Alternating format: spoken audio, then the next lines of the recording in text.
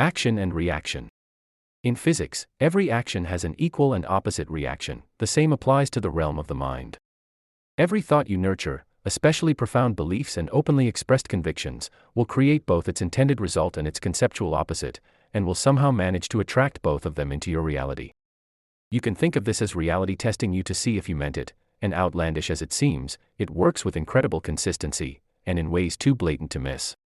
I don't know why that happens: the principle of balance, unconscious resentments from opposing thought groups, contrarian reactions, good old-fashioned spite. The important point is your thought will always bring its outcomes into your life, and also an opposing view of equal strength. That opposition, that resistance, will challenge you directly. If you embrace pacifism, you will gather a following of peace-loving individuals but have no other choice than to wage war. If you spread a message of love, you'll resonate with love in the world and also find plenty of reasons to despise people. Being open-minded draws in like-minded people, but it can also unknowingly steer you towards embracing prejudiced ideologies. Choosing certain individuals over others is inevitable if you promote equality and strive for social justice. The concept that we draw both our karma and its opposite, regardless of our actions, is not comforting. However, recognizing this can help soften the irritation of having our thoughts mirrored back to us, both as expressed and in the negative, especially when we believe them to be virtuous and valuable. How to defeat this perverse feature of reality? I'm not sure we can, or should.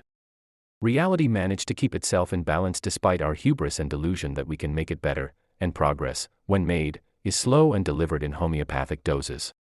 Knowing this happens will keep you humble, so when you invariably become the opposite of everything you believed yourself to be, even briefly and in insignificant ways, or when the perfectly crafted theoretical model you devoted yourself to yields less than palatable unexpected results, you'll treat yourself with kindness and get back on the wagon of enlightened thought without surrendering to self-loathing. The world is filled with complexities and unintended consequences, but if you persist in your intention, things will eventually align in your favor. The metaphor of changing the course of an ocean liner comes to mind, together with the understanding that changing the course of the latter is an action requiring continuous effort, focus and control, and it encounters constant resistance. In conclusion, what are the points worth remembering? 1.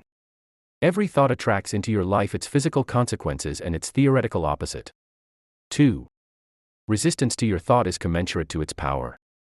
3. The underpinnings of society are unconsciously primed to test you, to see if you value your core beliefs and moral principles as much as you claim to do. 4. Expecting this to happen will keep you from running amok with your theoretical concepts and losing touch with the practical consequences thereof.